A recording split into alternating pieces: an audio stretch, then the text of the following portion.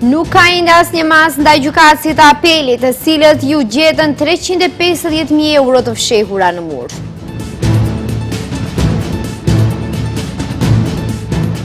Venko Filipçe flet për takimin me Ali Ahmetin, e akuzon Mickovskijn për bllokadën europiane të vendit.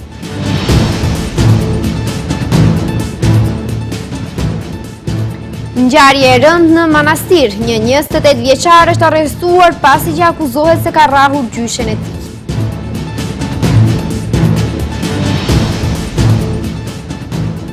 Zhgënjehet që nuk e mori çmimin Nobel për paqe, Donald Trump i shkruan letër kryeministrit norvegjes.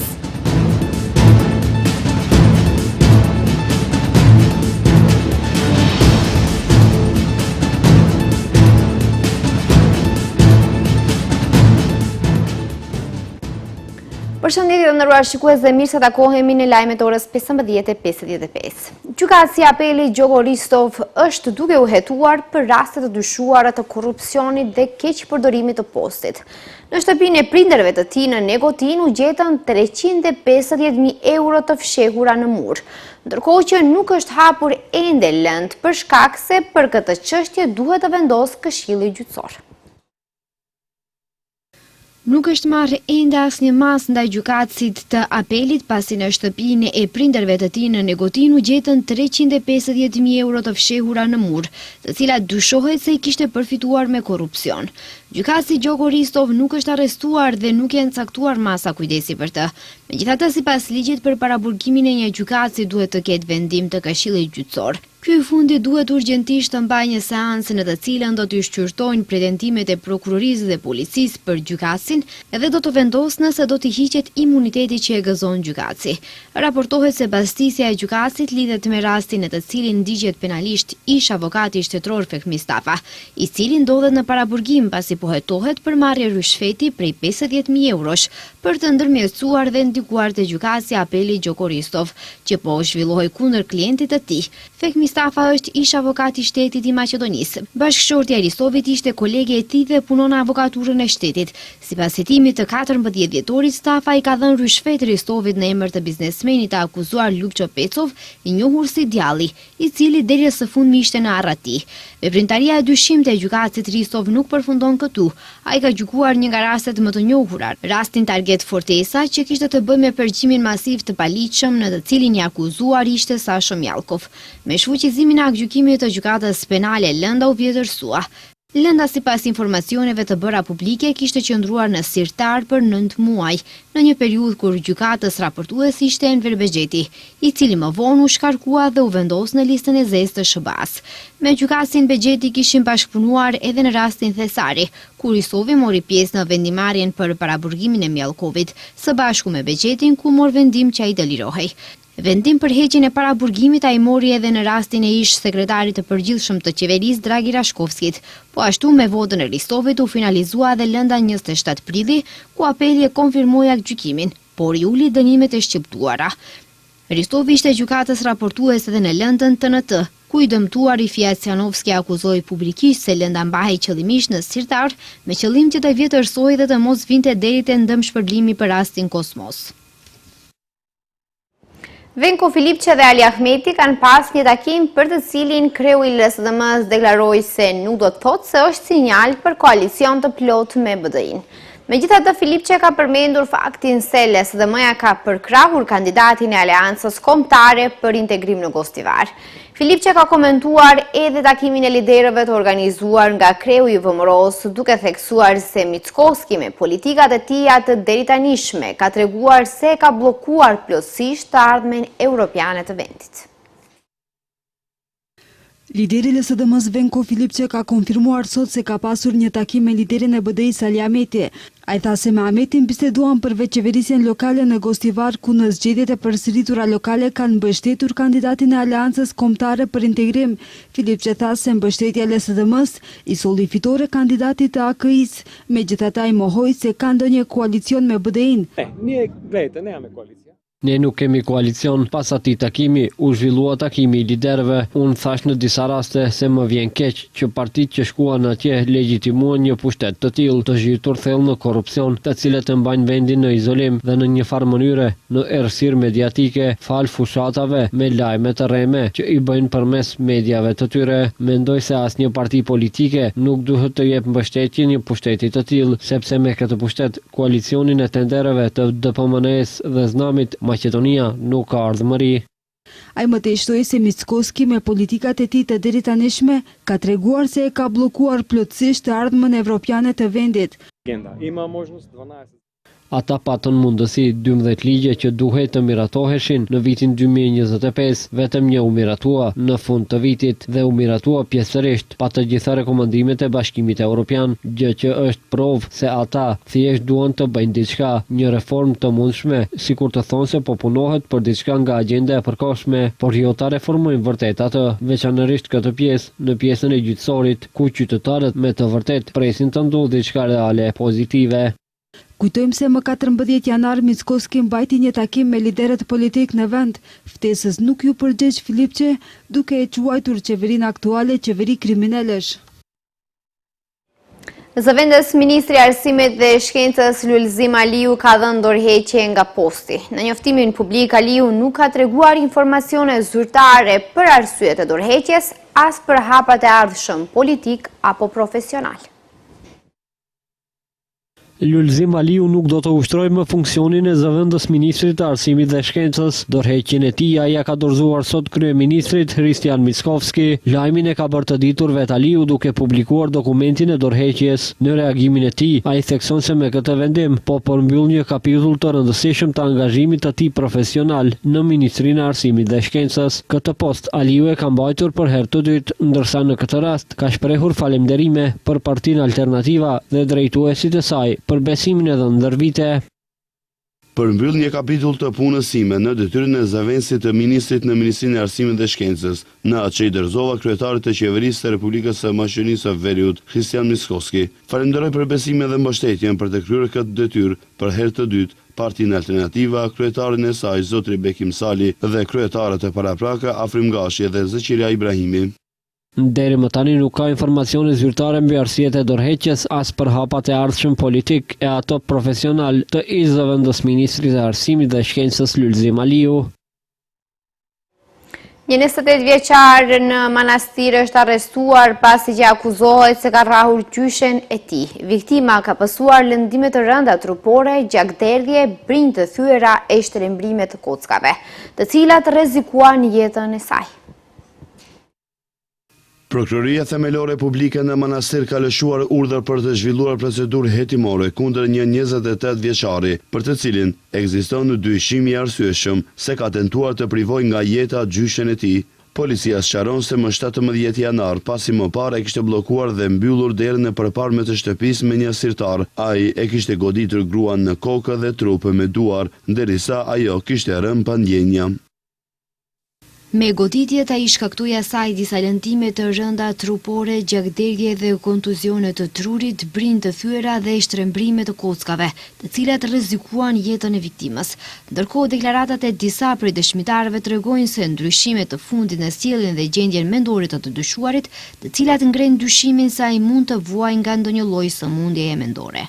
Pas incidentit, i dyshuari ka ikur, por i njëjti është arrestuar për pak kohë më vonë, meqense një mendim eksperti sugjeron vëzhgim të mëtejshëm të dyshuarit me qëllim kryerjen e vlerësimit të tij mjekësor dhe ekzaminimit e psikiatrik. Prokurori publik ka propozuar që gjykata me vendim të veçantë pas përcaktimit të masës së paraburgimit.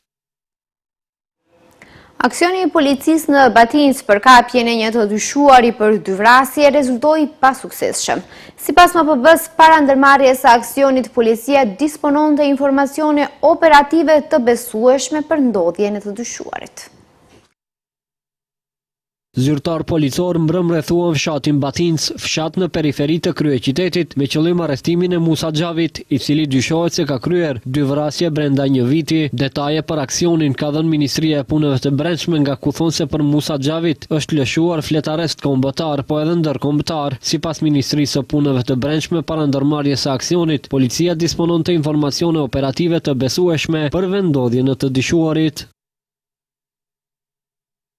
Pas marrjes së një informacioni paraprak, shërbimet policore kompetente pranë MPB-s kanë vepruar në zonën e Shkupit me qëllim arrestimin e një personi ndaj të cilit është lëshuar flet arreste kombëtar dhe ndërkombëtar për vepra të rënda penale. Ministria e Punëve të Brendshme sqaron se aktivitetet në teren vazhdojnë me qëllim gjetjen dhe arrestimin e personit. Vepra e fundit e cila rëndon mbi Xhavit u regjistrua në hyrje të fshatit Batinc, ku i dyshuari me 2 të shtëna nga një armë zjarri la të vrarë një 50 vjeçar, pjesëtar të armatës së Republikës së Maqedonisë. Ngjarja e rëndë ka ndodhur në mes të ditës, para syve të vajzës së viktimës, ndërsa ata po udhtonin me automjet. Edhe pse lidhet me vepra të rënda penale, deri në qershor të vitit 2024 i dyshuari kishte vuajtur vetëm një dënim me burg, edhe atë për posedim të palishëm të armëve, vetëm një muaj pas lirimit nga burgu. Ai kreu vrasjen e parë. Një aksident është regjistruar ditën e djeshme në pistën e skijimit në Kodrën e Diellit, ku si pasojë ka mbetur e lënduar rënd një vajzë e mitur. Sipas informacioneve në stacionin policor Kodra e Diellit, personi me iniciale AD nga Shkupi ka denoncuar se vajza e tij e mitur dhe shoqja e saj janë përplasur me një slit metalike të drejtuar nga një fëmijë tjetër, i cili ka qenë në shoqërim të prindit. Nga përplasja, lëndime të rënda trupore ka pësuar e mitura JE, të cilat janë konstatuar në Spitalin Klinik të Tetovës. Policia njofton se po punohet për sqarimin e plotë të rrethanave të ngjarjes. Ministria e Punëve të Brendshme do të nisë të martën testimin e kamerave të projektit Qyteti i Sigurt. Testimi do të vazhdojë deri në fund të janarit, ndërsa në javën e parë aktiviteti do të përqendrohet në vendet ku janë instaluar kamerat në zonën e qytetit. Gjatë testimit do të ketë kufizim të lëvizjes automjeteve. Nga 20 janari deri më 31 janar do të kryhet testimi, kalibrimi dhe verifikimi i pajisjeve të instaluara në kuadër të projektit Qyteti i Sigurt për mbikëqyrjen e trafikut. Kështu ka njoftuar Ministria e Punëve të Brendshme, duke theksuar se testet do të kryhen çdo ditë nga ora 8 deri në orën 20. Siç thanë ata, gjatë këtyre aktiviteteve, automjetet në vendet ku do të kryhet testimi nuk do të jenë në gjendje të kalojnë, ndërsa procedura është në vazhdim. Kështu që pritet mbyllje të përkohshme të trafikut në pikat të caktuara në Shkup. Në javën e parë, ata theksuan se aktivitetet do të përqendrohen ekskluzivisht në vendet ku janë instaluar kamerat në zonën e qytetit. Për këtë, Ministria e Punëve të Brendshme u bën thirrje qytetarëve dhe të gjithë pjesëmarrësve në trafik që të respektojnë kufizimet e përkohshme dhe të tregojnë durim dhe bashkëpunim, në mënyrë që testimi të kryhet pa probleme dhe në mënyrë të sigurt. Siç thonë nga MPB, kjo është pjesë e një strategjie më të gjerë për të përmirësuar kontrollin e trafikut dhe për të rritur sigurinë në qytet, dhe se sipas tyre, testimi i përfunduar do të mundësojë funksionimin efikas të kamerave brenda projektit.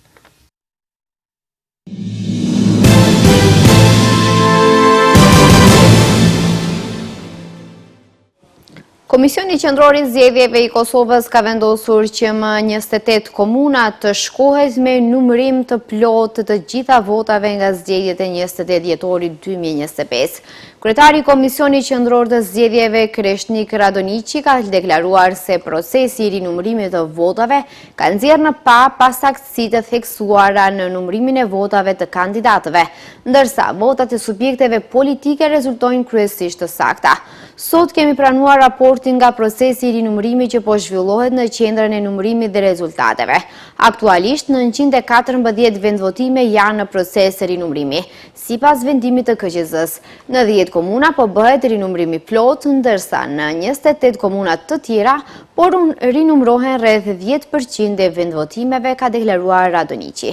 Ai theksoi se analiza numerike veçon komunën e Prizrenit si rastin më ekstrem sa i përket mospërputhjes së numërimit. Me vetë iniciativë ka zhvilluar procesin e verifikimit të rezultateve zgjedhore nga disa komuna. Ka shkuar në të paktën 40 numri personave të cilët kanë humbur jetën pas aksidentit hekurudhor në Spanjë. 10 të tjerë janë plagosur pas përplasjes së trenave në jug të Spanjës. Një tren i shpejt që po udhtonte drejt Madridit doli nga shina dhe kaloi në binarët e kundërt, ku përplas me një tren tjetër që po vinte përballë në Adamuz, pranë qytetit të Kordobës.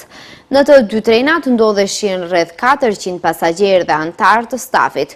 Shërbimet e emergjencës të Andaluzis njoftuan se të paktën 150 persona janë dërguar në spital, 24 prej tyre në gjendje të rëndë, përfshirë 4 fëmijë.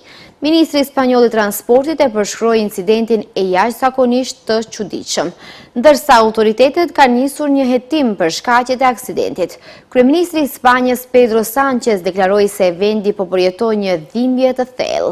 Të gjitha shërbimet hekurudhore mes Madridit dhe Andaluzisë e pezulluan pas aksidentit dhe pritet të mbeten të mbyllura gjatë gjithë ditës së hënë. Shkaku zyrtar i përplasjes ende nuk dihet dhe hetimi pritet të zgjasë të paktën një muaj.